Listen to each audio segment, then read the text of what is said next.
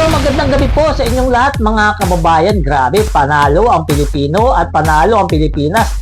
Nagpupunyagi ang majority ng Pilipino kasi mabubuksan na ang bank account ni BP Sara.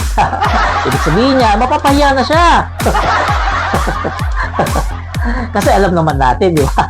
Doon nga sa hearing na Kongreso di ba? Hindi nagtutugma yung salin niya At marami tayong nakita ng mga kumbaga mahirap ipaliwanag doon sa salin ni BP Sara. What more pa kaya rito, mabubuksan na yung bank account niya.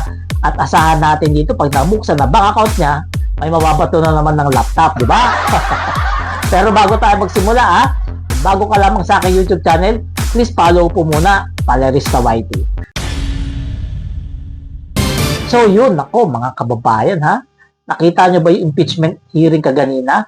Napakagaling ni Sel Jokno. Malumanay na malumanay, makipag-argumento. Samantalang si Michael Powa, ayun, kabado. Yung mga argumento ni attorney Powa, ang bababaw. Marami nagsasabi mga abogadong vlogger, ang bababaw.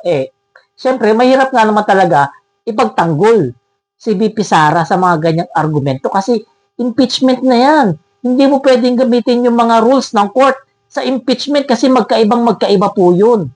Magkaiba yung rules sa court at sa rules sa impeachment. Merong mga exemption sa ordinary court, pero pagdating sa impeachment, walang exemption. Kasi katotohanan ang hinahanap diyan. Katotohanan ang kailangan malaman ng taong bayan. At dahil malalaman na ng taong bayan ang katotohanan, kaya si BP Sara ay nininervyos na. Sino ba namang hindi niya nervyusin? Malapit nang mabuyang-yang yung kahihiyan mo malapit nang mabuyang-yang yung bank account mo sa taong bayan. Malalaman na kung gaano karaming pera yung pumasok sa bangko mo. Malalaman na diyan kung tugma ba yung bangko mo doon sa salin na diniklara mo. Pag hindi tugma yan, ay pahiya ka na naman sa taong bayan. Sirang-sira ka kapag hindi nagtugma yan. Kaya titingnan natin kung paano ipagtatanggol yan ng abogado ni BP Sara. Yung bank account niya na yan, tandaan natin hindi yan na-edit, hindi yan na-edit. Makakala nyo, kayang i-edit yan. Hindi po yan na-edit dahil record po yan ng bangko kung hindi ako nagkakamali mula 2017 hanggang 2012 yung kukunin. Nako, bulilyaso talaga yan. Maraming malalaman ng taong bayan yan. Kaya purihin natin, pasalamatan natin etong si attorney Sel Jokno. Dahil sa kanya, nagtagumpay ang taong bayan. Dahil sa kanya, yung katotohanan ay malalaman na ng taong bayan kasi nga, mabubuksan na ang kanyang bank account, ang kanyang tax record, at ang kanyang salin.